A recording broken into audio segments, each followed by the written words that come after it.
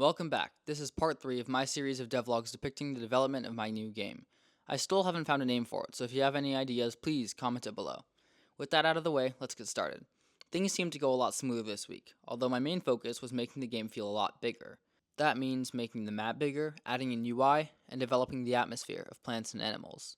I even had time to write a soundtrack for the shallow area of the game. More on that later.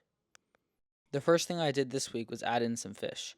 Last week, we added in a singular fish that could swim around, so this week I wanted to add a few different schools.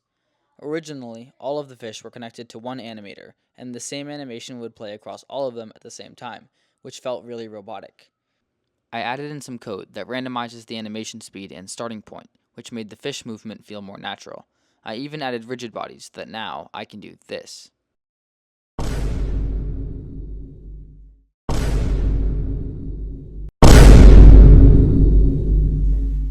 The more I played, the more the fish looked strange to me. Their movement felt a little bit too random. They didn't look like a school of fish, more like a group of fish that just happened to be in the same area.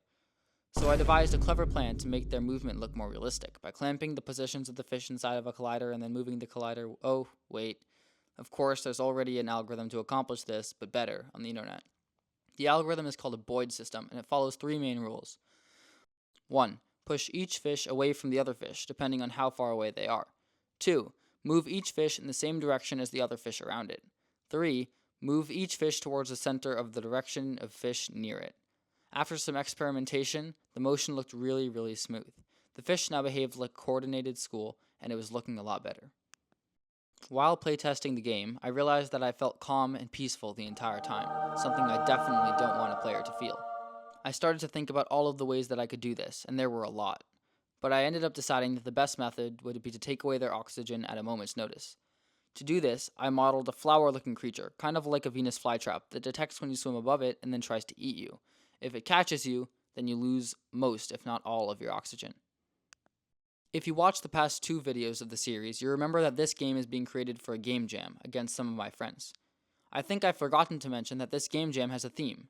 The theme is chaos into order. I had an idea for a piece of UI that goes hand in hand with the oxygen meter. I decided to call it a chaos bar, and after some sketching, I settled on this design. I imported it into Unity and stuck it in the corner of the screen. I didn't have time to get it working functionally, but I did plan out how it should work. If you go deeper than your gear allows, your panic level goes up.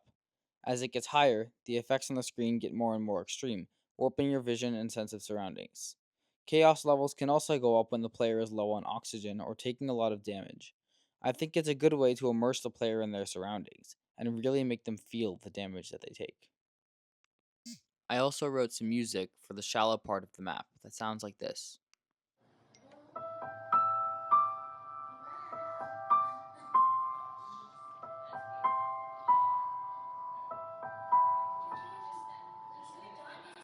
Thanks for watching. That's everything I did this week. Next week, we'll continue to develop our UI systems, the oxygen meter, and the chaos bar. See you next week.